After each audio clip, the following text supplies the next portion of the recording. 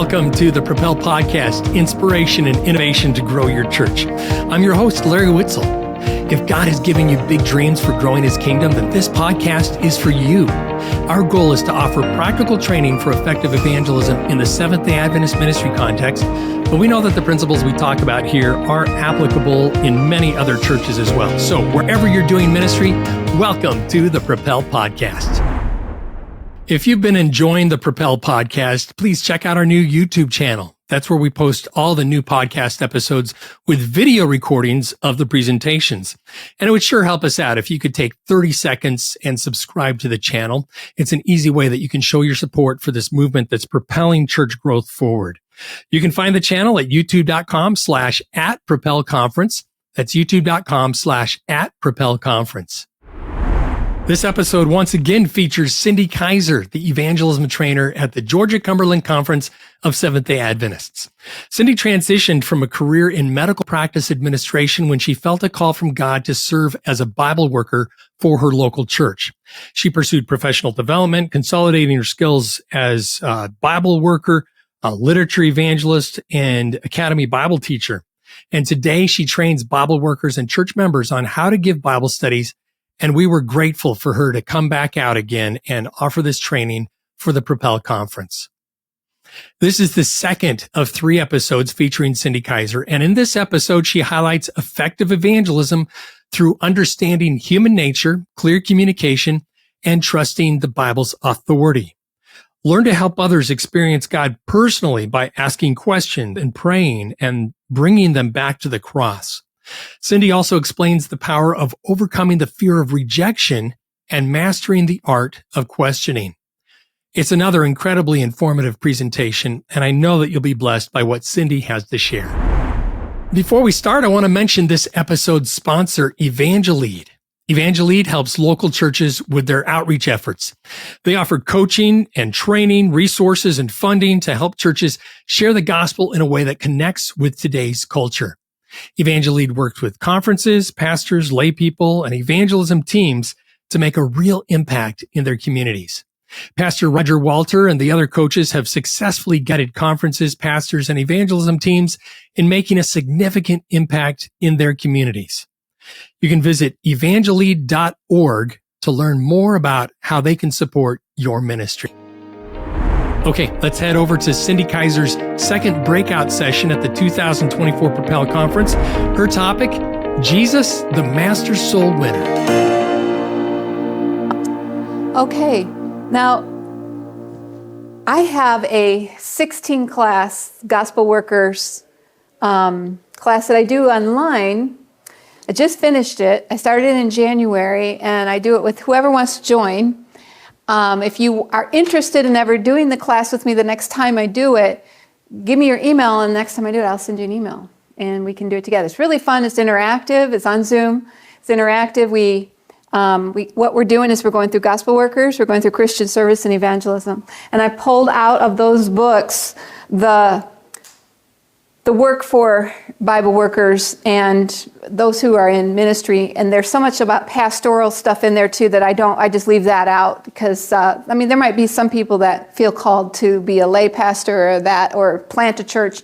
And in that case, you would want to study those chapters. But I gear this class, it's called Gospel Workers. I gear it for people that want to learn how to get a Bible study and then conduct the Bible study, and how to lead people to decision. That'll be our next class tomorrow morning, is how to gain decisions for Christ. And that's a hard thing. That's the next level when you're teaching someone, is how to bring them to the decision to follow Christ fully and to keep the Sabbath and change their life and all of these things that we ask them to do when we teach them. So as we start, my favorite verse is, it's back here. No, it's not even on there.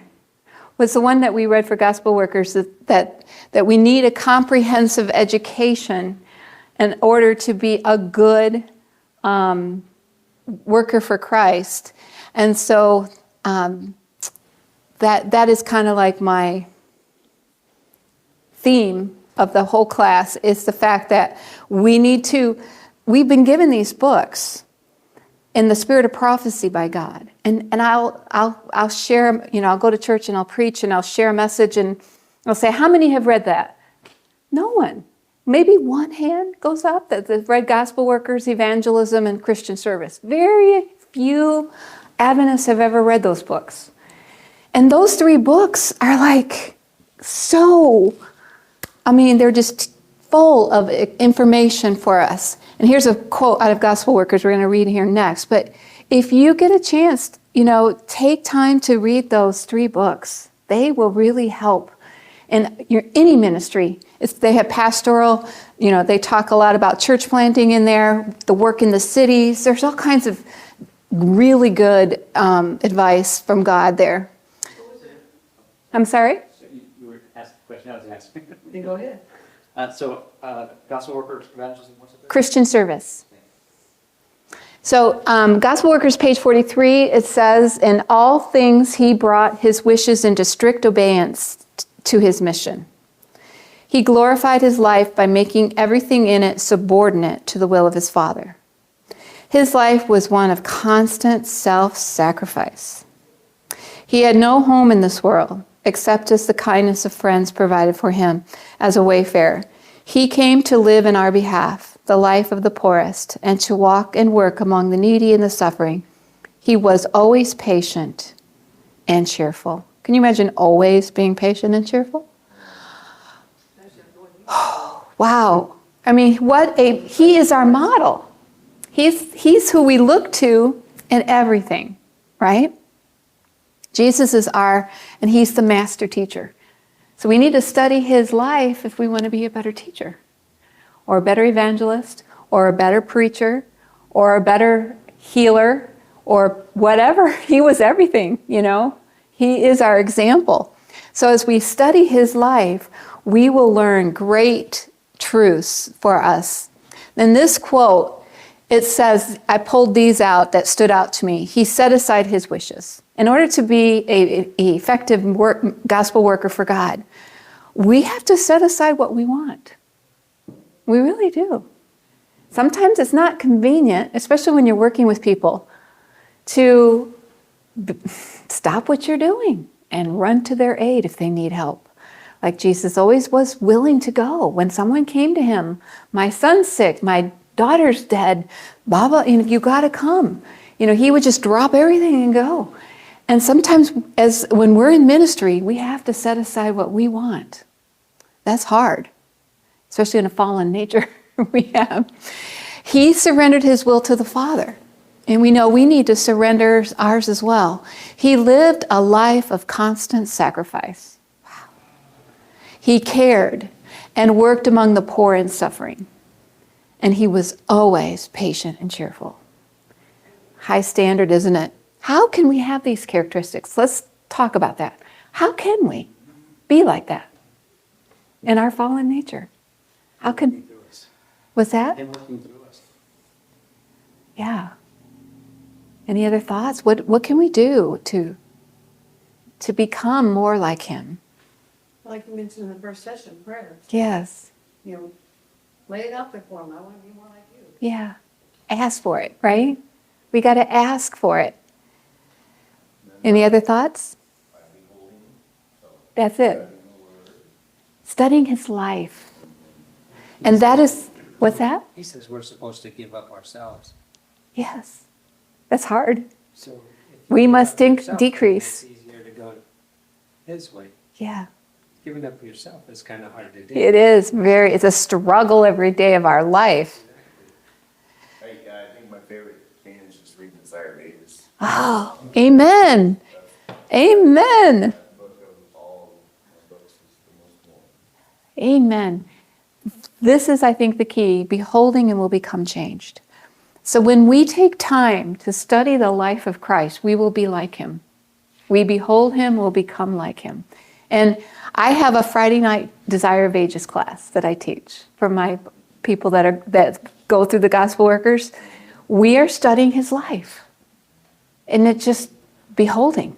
And we do one chapter, maybe 2 a week, depends on how long the chapter is. It's a short one, we'll do 2.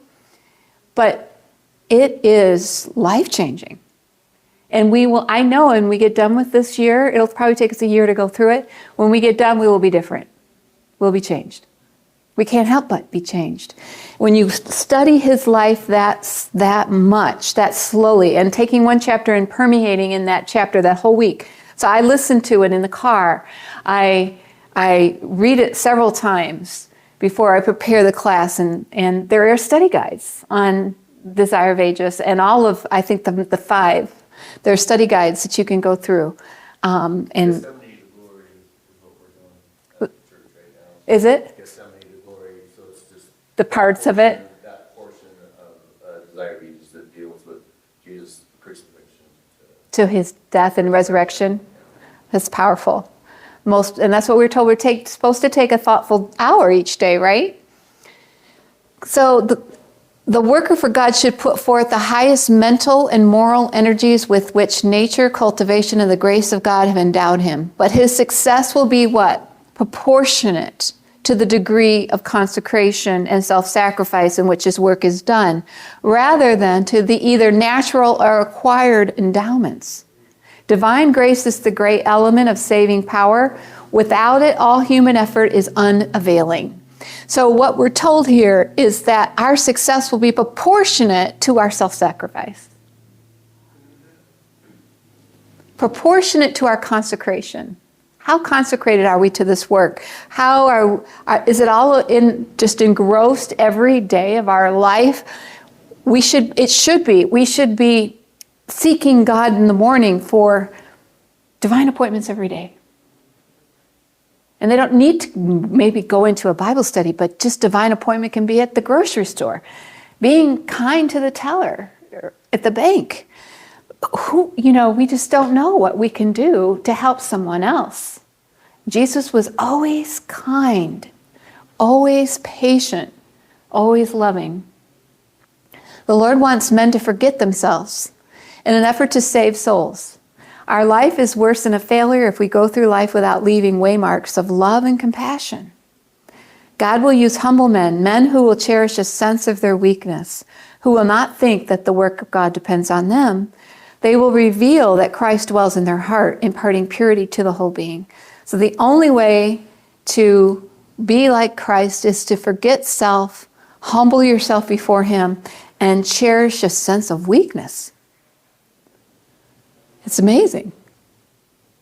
It just goes against everything that we in the world hold to be true, doesn't it? Absolute opposite. Absolute. But see, the kingdom of Satan and the kingdom of Christ are opposite. So we know we're in Satan's kingdom here. And so everything's going to tell us to do the opposite. In our fallen flesh, we're going to be naturally drawn to the opposite. We should not allow our feelings to be easily wounded. That's something that we all struggle with, some more than others. We are to live not to guard our feelings or our reputation, but to save souls. As we become interested in the salvation of souls, we cease to mind the little differences that so often arise in our association with one another. We're going to irritate each other. It just happens.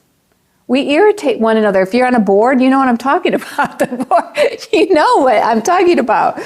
Any board or any committee that you're on are going to irritate each other.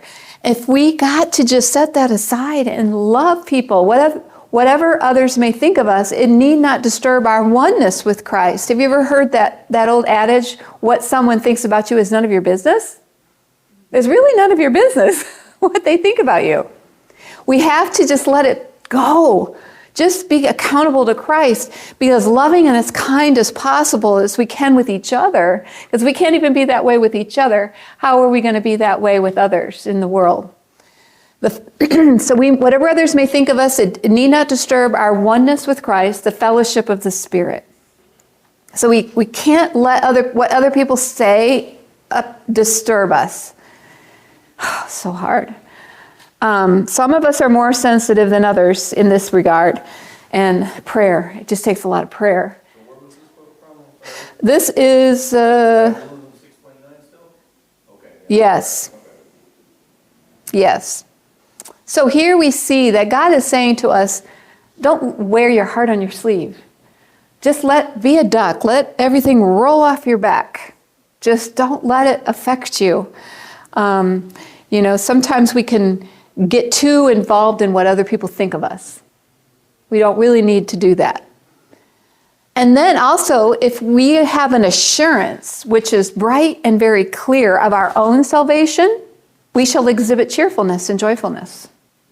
If you see someone that's not cheerful, does not have any joy, probably they don't have this. They don't have the clear, bright assurance of salvation in their heart.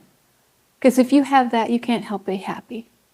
Because God has given you this cheerfulness. And there's one lady that I go to church with that is negative. And when we read this quote, she's doing my class with me, and she's like, she brought it up herself. She's like, what's wrong with me? Why am I not happy? I didn't know. I didn't have an answer for her. I said, you have to go to God with that. If you are not experiencing joy, you've got to go to God. Because that's our only source of joy, is from Him. Some people have that joy without God, though, too. That's true. There's some personalities that just have more of a positive look in life than others. Yeah. Sometimes we're born with a more negative personality. So you have to overcome that, But go to God with it, because He's the only one that can give us cheerfulness and joyfulness. It's only from Him. I was watching a show not too long ago about this guy. He says, I treat people badly. I'm one of the worst people there. And he's talking to his grandma. And she was one of the kindest people that he'd ever met. And she suffered from dementia. He says, look at what you're going through and look at who I am. I have everything I want, everything I need. And she pops off and says, sometimes God opens the doors and lets them be in so that they can get this one. It's your responsibility, basically, to close the doors. Wow. And pretty enlightening. Yes. Because he had everything he wanted. And still not happy, right? Yeah, he still wasn't happy. Yeah. But he portrayed that he had cars, money, girls, Yeah, it's just trying to convince himself that he's good, that he's got it made. The people that joke around a lot and sometimes are the most unhappy by themselves. So just because they might appear to be happy doesn't necessarily mean they are. What was the name of that comedian that died? He played Mrs. Doubtfire. What's his name? He was hilarious, and he was so funny, and he was the most saddest person. You just don't know. Someone that It's just cynic, being a cynic. Mm-hmm. Sometimes it's the best way to speak the truth. Yeah. But you do it in a way that it deflects it, but it's still true. Yeah. And we laugh at it. Yeah. It's sad. I mean, that's just the way the world deals with it. Cynicism, yes. Yeah, it's so we don't, we can portray sometimes this joy and happiness that is not real, because inside we go home and we feel differently. And, sometimes people can go to church and they have a persona.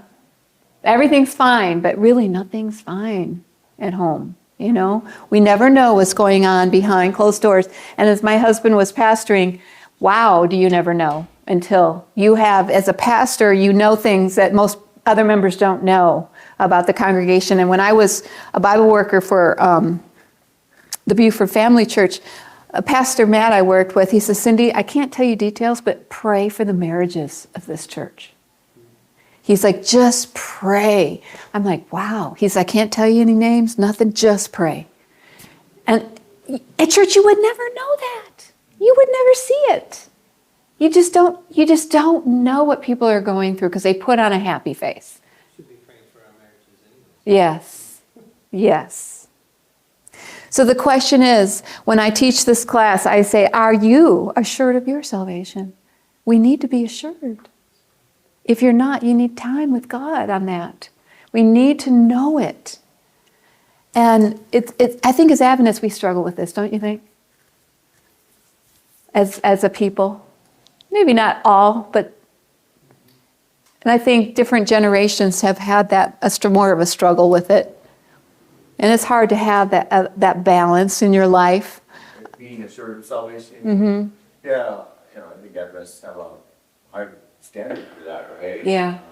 So, We have a strong identity with God's law. Yes. And let's face it, we don't keep all of his law. We're sinners. Right. And so that creates a conflict within us. Yes. And so there are many that don't feel that they are worthy. Mm-hmm. And God does. But the problem is none of us are. None of us are. We He didn't can't. come here to say Worthy people. perfect people. You know? No. There's none of us that are worthy. He didn't come to say worthiness. only he's worthy. That's right. So if we lose our identity in him, Yes. then all of a sudden That's we are, right. we are worthy. That's right. Only in The him. law just drives us back to Jesus, right? Yes. And if we fall, we're told to run to him, not hide like Adam and Eve did in the garden. They were hiding from Jesus as he came into the garden. We are to run to him when we fall. We should know that we have a merciful, loving Savior who will forgive us when And we need to fall. recognize that, just like in the Garden of Eden, Satan and his angels are there trying to tell us that we are not worthy. Yes. That we aren't good enough and we won't make it. I know. That's, All day long. That's there. All day long we're hearing that. And I tell the people that I'm training in the churches, the Adventists, I'll say, if you are hearing that, is that Jesus, the accusatory voice? Is that Jesus? Jesus didn't come to accuse. Who has the title of accuser? So we have to be able to discern between the voices that are going on in our head. There's lots of voices going on in the head, and we are told to still the voices, to hear the voice of God. So, and I have a class on that, how to hear the voice of God. And you have to be able to stop all these voices. Your voice is in there, your mother's voice, your father's voice, your spouse's voice, your children's voice, your neighbor's voice, your best friend's voice, Satan's in there. There's all kinds of voices. And we have to, a good way to do it is to write it down. Take time to just write down all the things you're thinking about, and then, do you know how Hezekiah just put the letter in front of God? Look at what my enemy is saying about me. Look what my enemy is doing. Lay it before God. Write it out and say, take these voices away. I just want to hear your voice, only yours today, Lord, and silence the voices, because they just clamor for recognition, and it's really hard. And it's not that we want to do the Eastern religion channeling where we empty ourselves, and that's dangerous. It's just going to God and asking God to silence all of the cacomony in our head so we can hear distinctly the voice of God. So Jesus, during his ministry, he devoted more time to healing the sick than to preaching, right? He did more healing. So that should be part of our ministry. In every way we can think of. You know, some people think, well, I'm not a nurse, I'm not a doctor, I'm not trained in natural remedies. Well, first of all, get trained in natural remedies because they're very helpful for you and your family and everyone around you. But there's other kinds of healing, is there not? Just mental. Yes. For so many people nowadays. Be a listener to someone. People pay counselors just to hear them. If we could I feel like a lot of the time I'm a counselor because I'm just listening. I'm just listening to their problems. And that's so therapeutic for that person. So you're being a healer by listening and sympathizing and holding their hand and praying with them. So healing. So there's so many different aspects of healing than we have to think. We're emotional, we're psychological, we're physical, we're spiritual. There needs to be spiritual healing. Praying with someone is so powerful. I know so often after I pray with someone, like if I go door to door and we ask for prayer requests, at first they're just kind of like irritated that you're there and you're bugging them, like, come on, get your survey over, or whatever I'm doing at the door. But I'll say, do you have any prayer requests? And they'll say, yeah. I'll say, anyone sick in the house or anything. So then I pray. So do you mind if I pray right now? Sure, go ahead. And then when I pray, so often I look up and there's tears coming down their face. And they have a totally different demeanor about you. It changes everything. Prayer is so powerful when we pray with people. So use that as your part of your ministry, is to pray with people. Just now, a lady asked me, can I come and just pray for your ministry? I thought, oh, thank you so much to just pray for my ministry. I just appreciated that so much. And I thought, that's very rare. Usually I'm praying with someone else. It was such a treat that someone wanted to pray for me. And I just thought, we need to do that more for each other, don't we? We need to pray for each other. So first, meet the temporal necessities of the needy, relieve their physical wants and sufferings. Then you will find an open avenue to the heart where you may plant the good seeds of virtue and religion. So that's why the prayer works so well. And also if there's someone that's struggling with whatever it is, it can be so many different things. It doesn't necessarily mean they don't have food or they don't have what they need. There's so many needs out there. If we could find out what the need is and meet that need, then you have an opportunity to reach them. The followers of Christ are to labor as he did. We are to feed the hungry, clothe the naked, and comfort the suffering and afflicted. Good deeds are the fruit that Christ requires us to bear. Kind words, deeds of benevolence, of tender regard for the poor, the needy, the afflicted. When you succor the poor, sympathize with the afflicted and oppressed, and befriend the orphan, you bring yourselves into a closer relationship to Jesus. When we do that for others, it just is because he's with us. You know that verse, I never understood that verse as I do now. What you have done unto the least of these, my brethren, you've done unto me. Because he suffers with all humanity. He suffers with everyone who suffers. Jesus, God is suffering. You ever thought about how much God suffers? He suffers. And so when we alleviate suffering, we are actually alleviating some of his suffering. Because he's feeling it right along with us. The Holy Spirit is connected to our brainstem. This is how they are all connected to all their creatures. He knows when a sparrow falls, right? So he knows what everyone is feeling. And so when we do these things, we are in a closer relationship with Jesus because Jesus is there with the suffering. He's there suffering with them. So we are working with him closer when we do that work. Christ, the great medical missionary, is our example. He healed the sick, preached the gospel. In his service, healing and teaching were linked closely together. Today, they are not to be separated. So the gospel and the healing need to go together.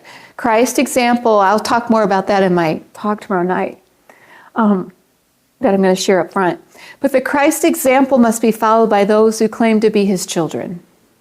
Relieve the physical necessities of your fellow men, and their gratitude will break down the barriers and enable you to reach their hearts. Consider this matter earnestly. Whenever you are working with someone, studying with them, find out what they need. Relieve that. See whatever you can do to help them. This will help them want to come to your church, and want to be with you and hang out with you and come to the evangelistic series because they like you. They think you're awesome. And whoever you're, the God you serve is awesome because you are different than everybody else around them. And that is how we win their heart for Christ. So in the ministry of healing, it says the divine plan that we shall work as the disciples worked. Physical healing is bound up with the gospel commission. In the work of the gospel, teaching and healing are never to be separated. So this is why you're more effective is when you can do both. So are there any testimonies that you have experienced with this model where you've done some kind of a healing with someone and then studied the Bible? They were more open to the Bible after that. Anyone have that experience? There's just so much power in healing if you're part of someone else's healing. I used to do cooking classes. I haven't since COVID happened and everything stopped then, but I haven't got back into it.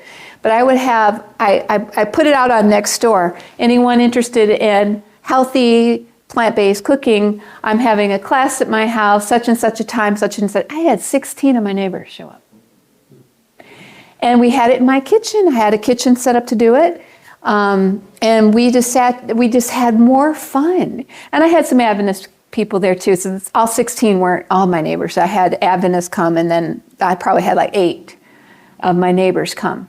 And we had a great time, and we were doing this every month at my house. And about a year later, the Lord impressed me to invite them to study what the Bible has to say about health. Everybody wanted to study that. And so it just opened up that whole avenue. And so I have a series of studies that take you from, first there's a general one over what the Bible says about health. And we talk about the bubonic plague and how the Jews were accused of starting the bubonic plague because the Jews didn't get sick. They didn't get it. The percentage of the Jews that got the bubonic plague was very minimal. Why? Because of the health laws of the Bible.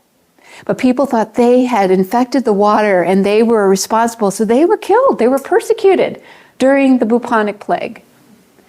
And so I just share that little tidbit of information. I said, did you know the Bible teaches us to eat the way we've been cooking together? What? No. And so then we just do a study, a general overall study of what the Bible says about health. And then I do Daniel 1 to 6. I have a series of studies that teach, like Daniel 1 is on Daniel 2 is on prayer. Daniel 1 is on, I forget, it's been a while since I've done it. But anyway, each chapter has a particular health message in each one. Oh, nutrition, Daniel 1 is nutrition. Daniel 2 is on prayer, because they got together to pray because they were going to be executed, and how God answered the prayer. And then I show all these studies of what prayer does for health. And then, so throughout the whole chapters, there's one on anxiety and fear and what pride does to you and all of these things. We go through each of the chapters. So when we get done with chapter 6 of Daniel, I'll say, hey, and I do chapter 2, I do the dream, just to kind of whet their appetite for prophecy. And then I'll say, when we get to Daniel 6, who would like to do the prophecies together? Would you like to just stay together and do the prophecies? And they're all like, yeah. It's just so natural. So this is the model that God is telling us to reach them through healing, and then it's so natural to study the salvation with them. Like the woman at the well. So he came to the city of Samaria, which is called Sychar, near the plot of the ground that Jacob gave to his son Joseph. Now Jacob's well was there. Jesus, therefore, being wearied from his journey, sat thus by the well. It was about the 6th hour. Jesus went to where she was, and we are to go to where the people are, like he did. So Jesus said, go call your husband and come here. And the woman answered and said, I have no husband. He demonstrated an interest in her life. So this is like the first time you meet someone, you want to show them that you are interested in them. You want to go where people are to be at, so wherever that is in your community where people hang out, and that's where you want to go, and you want to demonstrate interest in their life. You want to ask them questions. Have you ever heard of the acronym FORT? Family, occupation, religion, then your testimony. So there's these acronyms are easy to help you remember, but everyone loves to talk about themselves, their family, their kids, their occupation. It's just so natural. Just demonstrate interest.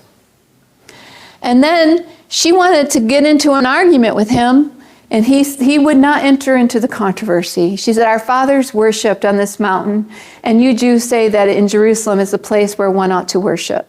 Jesus said to her, woman, believe me, the hour is coming when you will neither on this mountain nor in Jerusalem worship the Father. So he would not enter into a controversy with her. She wanted to argue about where you should worship, and he was saying, look, it's going to come to the point where it doesn't matter where you worship. And so we have to understand as Adventists that we got to do the same thing.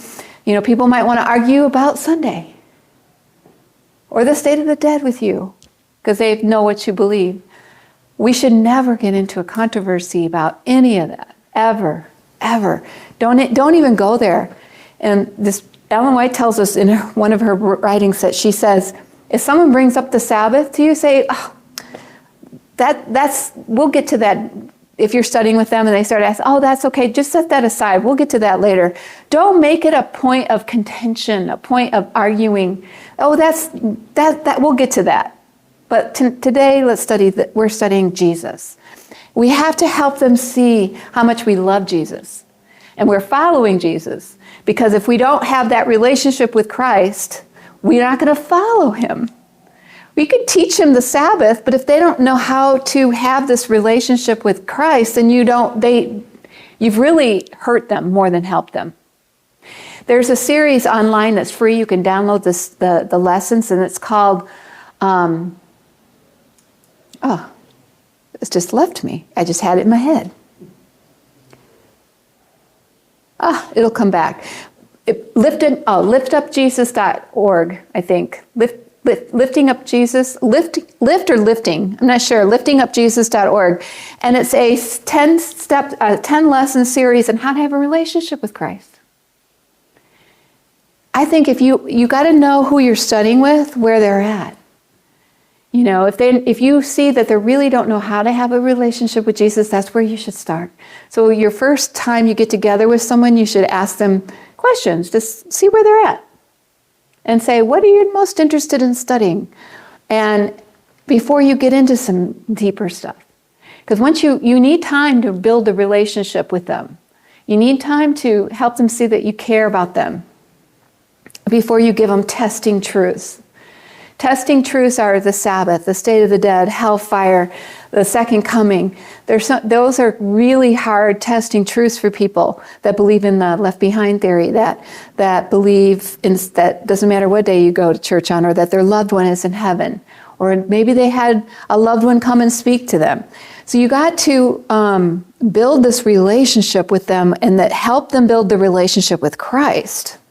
Before you give them a testing truth that will. Because if you share it with them and they're not ready to follow Jesus, you have basically hurt them. You haven't helped them. Because they know a truth and they're not willing to follow it.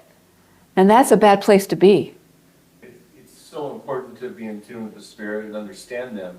You know, one person can ask, and usually when people ask, they're open to receive, mm-hmm. right? So the question is, are they asking just for controversy? Right. Or are they asking because they want to know?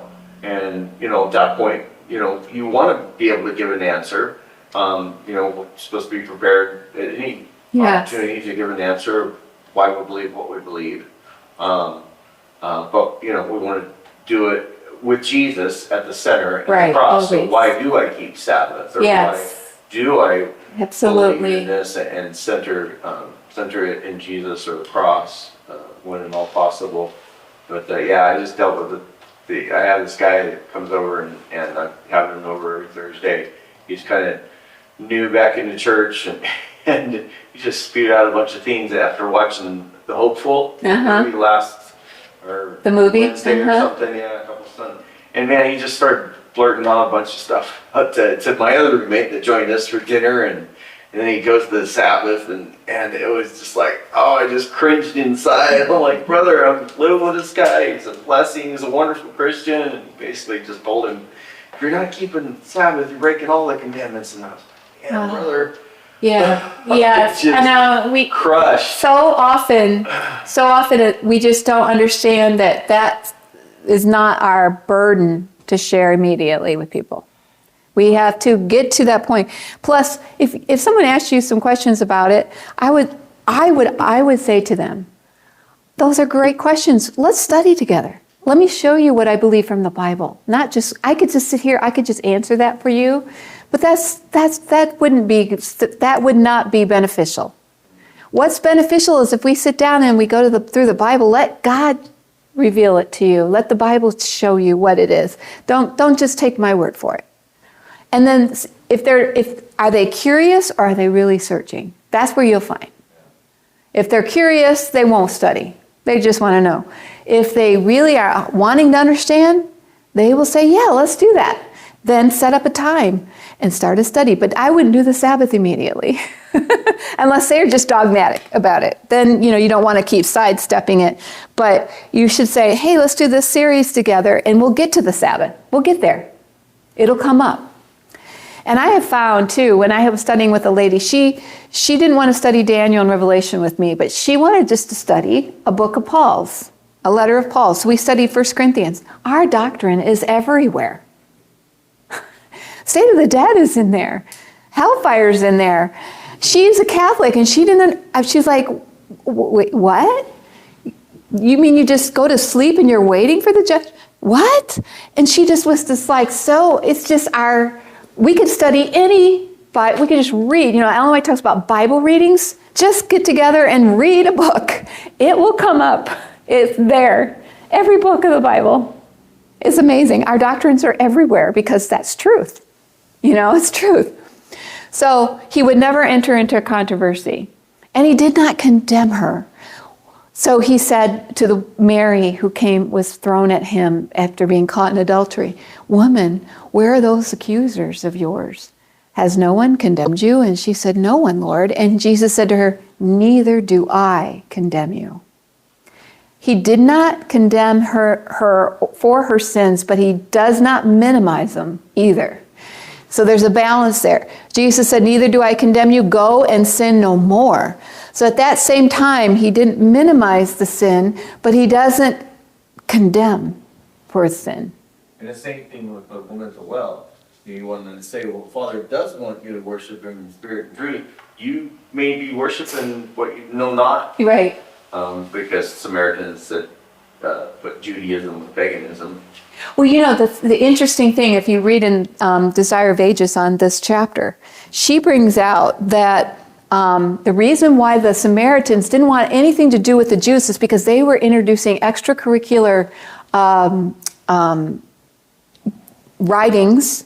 Also, because they believed that of the wrong understanding of the Messiah coming, that he was going to set up the kingdom then, and the Jews would be all great and more powerful than everybody else in the world. And the Samaritans, they just saw pride and they just saw this, haughtiness, and they rejected all of that.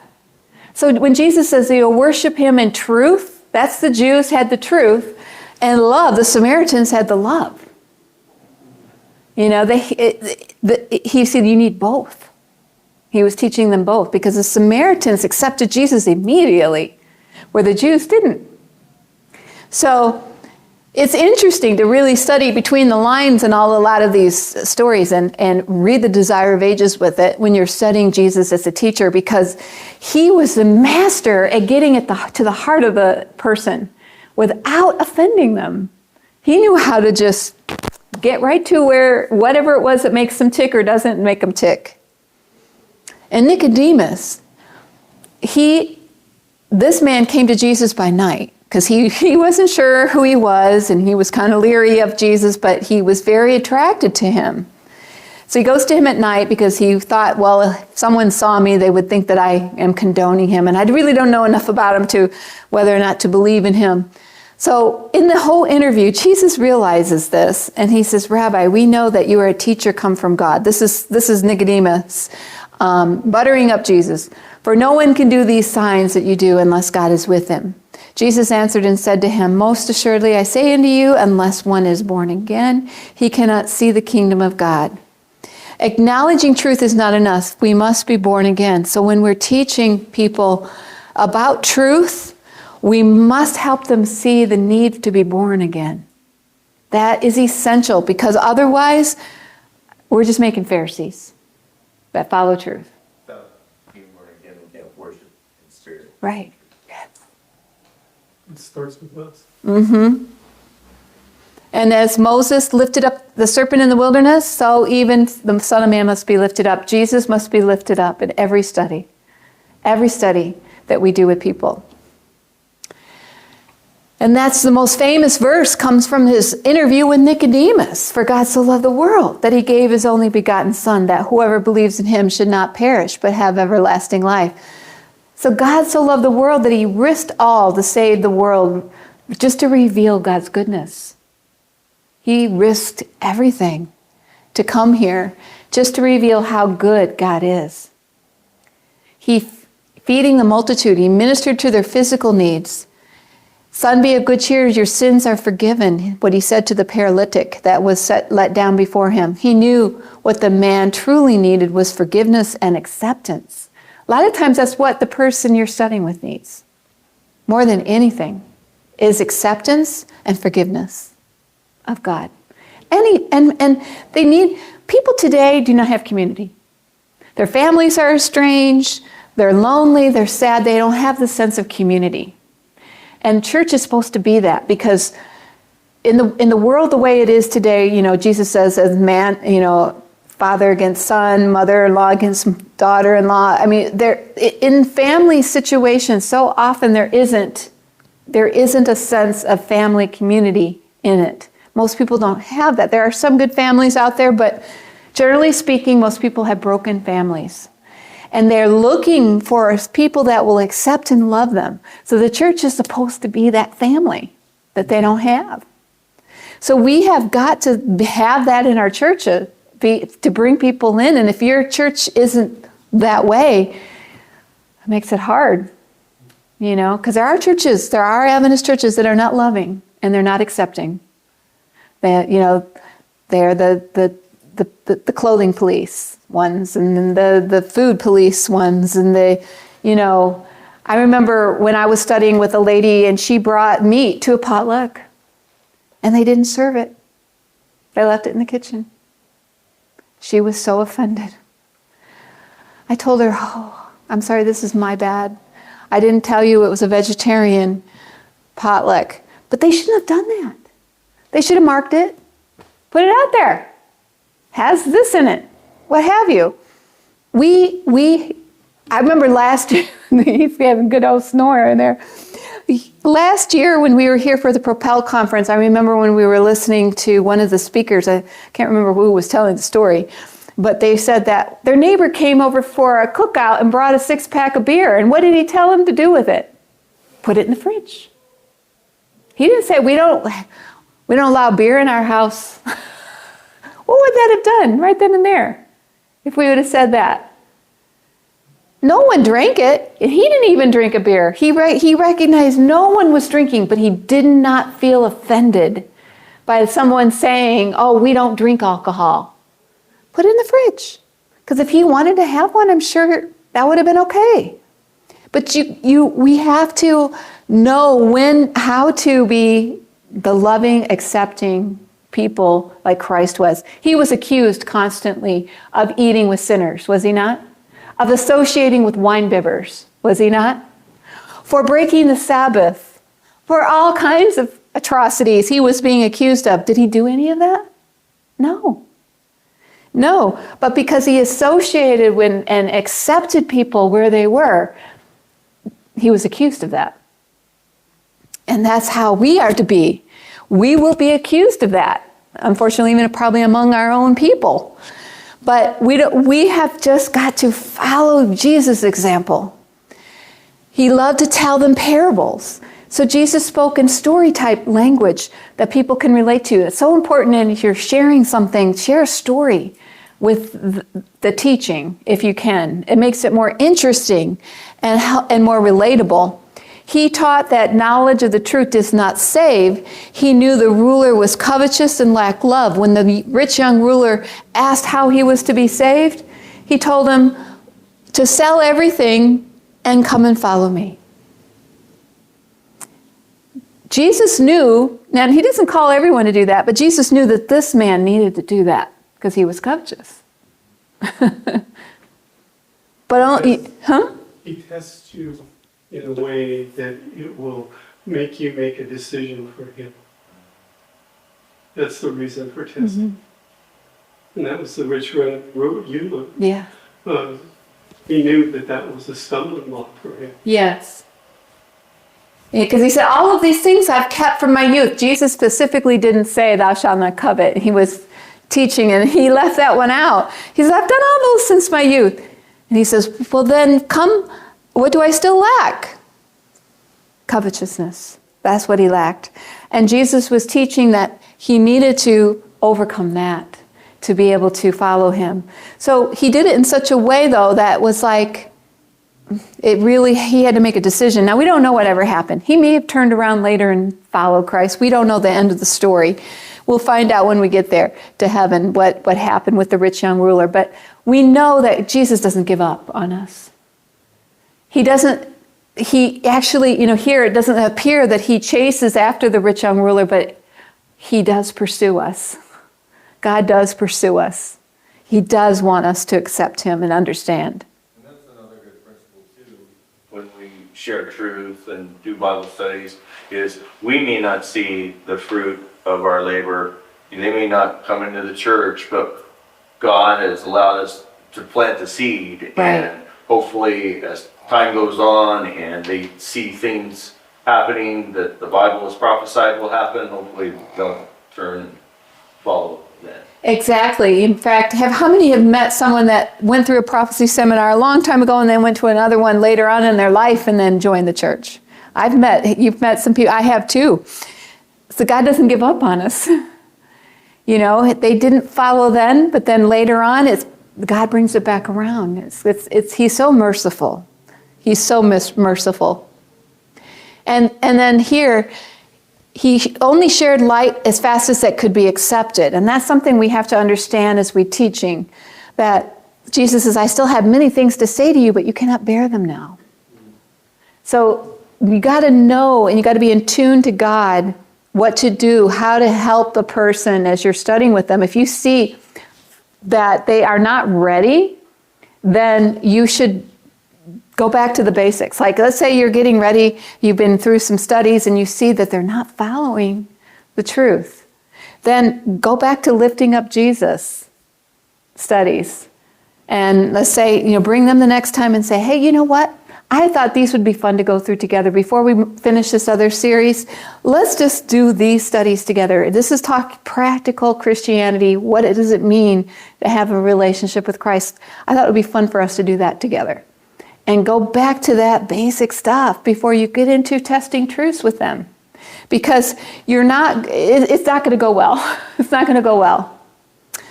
So he taught confidently, strongly, without creating any doubt. So this is something that we have to, not that we're forceful, but we got to talk like we know what we're talking about. We have to be confident. And in Mark 1:22, it says, they were astounded at his teaching, for he taught them as one having authority and not as the scribes. So this is something so important, and we're studying that people need to know that you really believe what you're saying and you're confident in what you're teaching. But I always tell people when I'm teaching, I'll say, don't take my word for it. You need to just take this lesson home and study it again with God alone, so that you know it and you know what you believe. Don't take what I say as the gospel. You need to know it because you have spent time with God. I always bring that back around on them, helping them to help them to see that they're accountable to God, not me. Because I had a friend that just kept saying, I know you're mad at me because I'm not keeping the Sabbath. And I said, no, I'm not. I am not mad at you for not keeping the Sabbath. That's between you and God, not me and you. That is something you got to deal with God with. And she was just like so taken back when I said that. I said, I love you, whether you keep the Sabbath or not. I am your friend. I said, but this is something you got to take to God. So just keep giving them back to God's accountability. You're accountable to God, not you. So he put his converts right to work. When we baptize people, we need to help them get involved in the church and to share their faith. Whenever I go through a series of studies with someone and they're following it and they're excited, I'll say when we're done, do you want to do this again? And you invite someone that you know that might be interested in studying it. I do Daniel and Revelation. I have this series called Keys to the Kingdom that my husband and I and Pastor Don McIntosh put together. And it takes you through chapter by chapter through Daniel, chapter by chapter through Revelation, from chapter Revelation 10 to the end, not 1 through 9. But it takes you from 12 and chapter 10 Revelation because they're connected. So you put those two together and then it's just natural to go right into Revelation. So, but it takes a year to do that. So every year I start in January another Daniel class. And when I'm done, I'll say, who wants to invite their friends or relatives? And we do it again. We go through it again. And what's really nice about doing it chapter by chapter is there's no testing truth in Daniel except the papacy. That's the only testing truth. If they're Catholic, that's a testing truth for them. And I've lost Catholics over that. But the first 8 lessons are about your relationship with Christ. Daniel 1 is not about health. Daniel 1 is about giving your heart to God, because Daniel purposed in his heart that he would not defile himself. And purposed, you can translate it as gave. So Daniel gave his heart to God and lived for God. And I'll talk about how Babylon, we're living in Babylon today. Was Daniel living in Babylon? Yeah. Are we living in Babylon? Yeah. Okay, so we need to study Daniel's life so that we can know how to live a God-centered life in Babylon. And then Daniel 2 is about prayer. And then I do the prophecy. And then 3 is about claiming promises, because before they were thrown into the fire, they were believing a promise that Jeremiah had given them that God would deliver them out of the hand of Nebuchadnezzar. So we talk about how important it is to claim promises. And then chapter 4 is about pride and humbleness and walking with the Spirit with God. And so it just takes them it's a practical Christianity, practical walk with Christ through Daniel 1 through 6. So then we go into Daniel 7 through 12, and it's all prophetic. But we don't bring up the Sabbath. That's, even though you could in Daniel 7, we don't. We don't bring it up till we get to Revelation 13. So Daniel 7, we talk about the change of the law in the sense of idol worship, and we bring out the papacy. But that's the only thing that we bring out in Daniel 7, and then we go through the rest. And then Daniel 12 talks about the oath to seal the book of Daniel. Revelation 10 is the chapter on the opening of the book of Daniel. Daniel 12 was the closing and the sealing of the book. Revelation 10 is the opening of the book. So and then we talk about the great disappointment and what all happened when they studied that book of Daniel and how they ate it and it was sweet in their mouth and bitter in their stomach. And then the great disappointment, we've never heard of this before. And so we go through all that history, and then when they get into, then we go through Revelation 11, which is the French Revolution. And then when you get to 12, the remnant. And 13, they're ready. I mean, how many studies have you done? And now we're going to talk about the Sabbath. We're going to talk about the law and the Sabbath and the mark of the beast. But by then you have studied with them. Let's see, there's 14 studies in Daniel. By the time you get to the mark of the beast, you've done 10, 11. There's 3 studies in 12, 3 studies in, and the mark of the beast is the 3rd study in 13. So 3, 4, 5. You've done another 6 studies. So you've done 20 studies with them. So do the math. How many months is that? 5 months you've been studying with them. Keys of the Kingdom. And I can send you, I have it all on my Dropbox. And if you want that, get me your email and I'll send you the link you can download it as PowerPoint and also the lessons. So if you don't want to do the PowerPoint, you could just do the lessons, sit down with the lessons. And so it takes about a year because, people cancel and the holidays and, things happen. And so it takes usually finish up by Thanksgiving. So I do it again. And I say, for those who handled it and went through the whole thing, get them to do it again. They say that we need to hear the message 3 times before you really understand it. Because it's so much. It's so much information. So for them to go through it again with someone that they invite, then you can do it again. Sometimes we think that we need to just do 18 lessons, boom, baptize them, and, I think Jesus shows us that he worked slowly with people. 3.5 years he walked among the people. How many people were baptized because of his ministry in 3.5 years? None. It wasn't until the day of day of Pentecost. We're told in Acts of the Apostles that was the 3,000 that were baptized was the result of Christ's work as he walked the earth for 3.5 years. So we know that sometimes it just people take longer to understand the truth, and we shouldn't rush them. We should just go slow as they can handle it, because that's how Jesus did.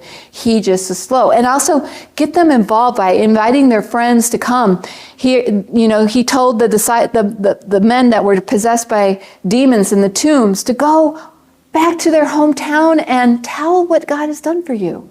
So we need to help our people that we're studying with to go and tell their families how exciting this lesson is. I always tell them, don't go telling them everything that you've learned, because it took us a year, and then you just spill it all out to them. That's just going to turn them off. So just invite them. Say, I have been learning something incredible. I really would love for you to go through this study with me, and just have them kind of help them know how to invite someone to do the study.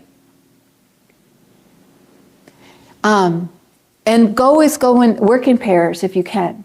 It's just hard to sometimes, but it's very, very helpful. If one of, switch off one person teaching, the other one praying, but your partner should be praying and should be watching for body movements, things that will show that they're fidgeting, or maybe you're not noticing because you're teaching. So it's good to have someone there with you. So Jesus called them out 2 by 2. He knows we're stronger when we work in pairs. And then people's understanding of God's character is very important to him, because he asked his disciples, who do men say that I am? Jesus cares about how he is presented to other people. He cares about what they think about him. He wants them to know who he really is. So it's very important that we teach the character of God correctly. And it's very important what you say, when you say it, and how you say it. And here in Matthew 7:6, do not give what is holy to dogs, and do not throw your pearls before swine, or they will trample them underfoot and turn and maul you. But what Jesus is saying is just be careful. You got to know when and what to say, and when to say it, and how to say it. If anyone will not welcome you or listen to your words, shake off the dust off your feet and leave to go to the next town. It's important to understand that everyone will not receive the truth. It's important to understand that. It's a remnant. Yeah, it's important to understand most. It's a remnant. Yes, most will not. Keep working though. God will send you someone who is ready. The one thing too that I like to help people understand is that everyone has to have an opportunity. So if they say no, they say no. God respects their decision. Doesn't mean he gives up on them. But don't be discouraged. You did the work of God. We're just sowing seed. We're just sowing the word. It's not up to us to convert people. That's God's part. We are to sow the seed. He makes it grow. So if it's not growing in their heart, don't be discouraged. Keep working. Just keep working. Don't give up on a person either. Be persistent, be kind, be loving. If they want to stop the study, let them stop. But don't you quit on them.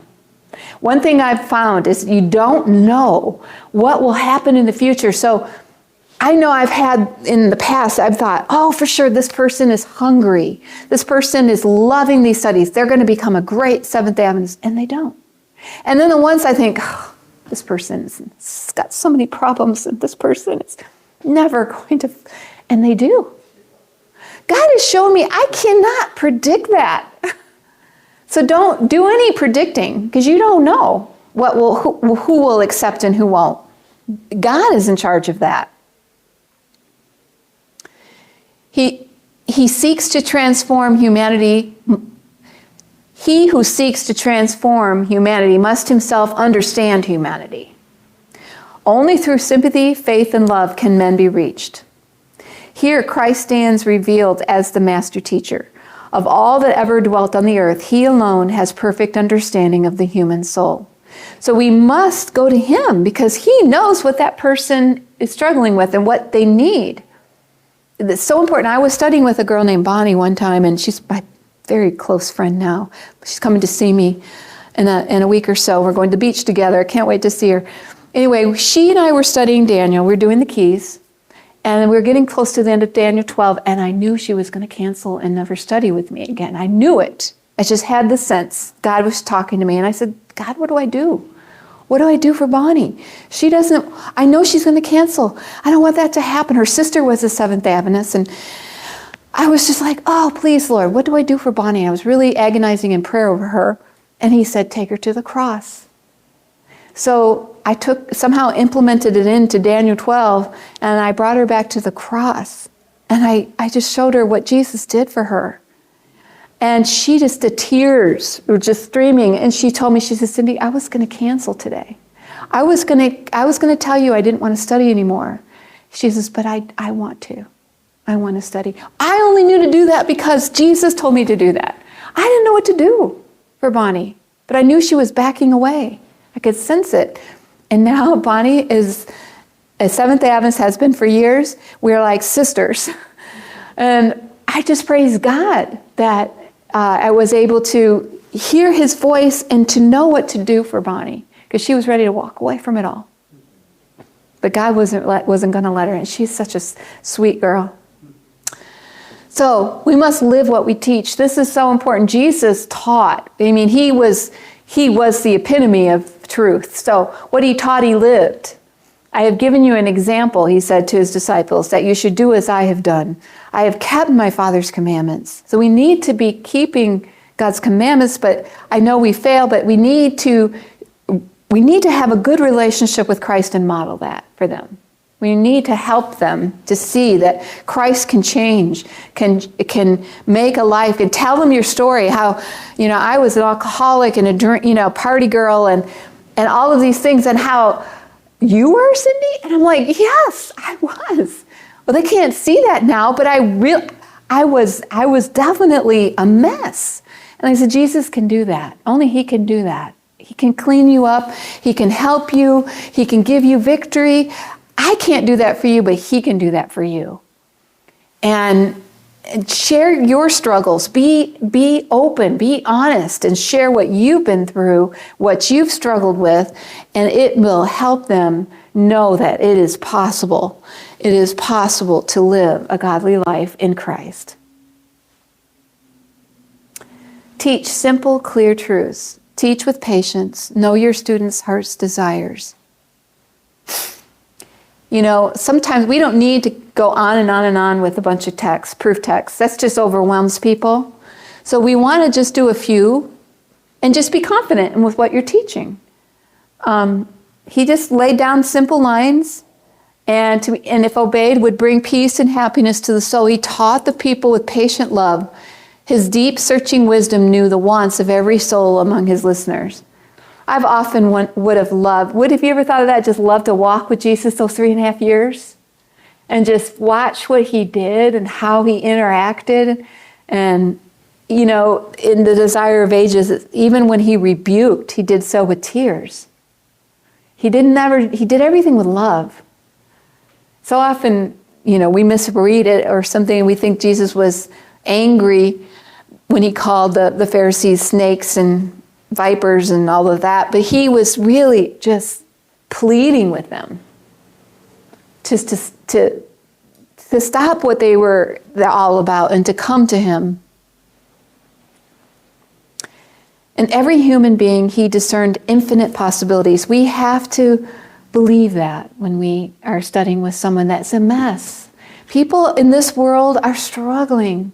We have to believe that it's possible for them to be able to live the Christian life. Sorry, guys.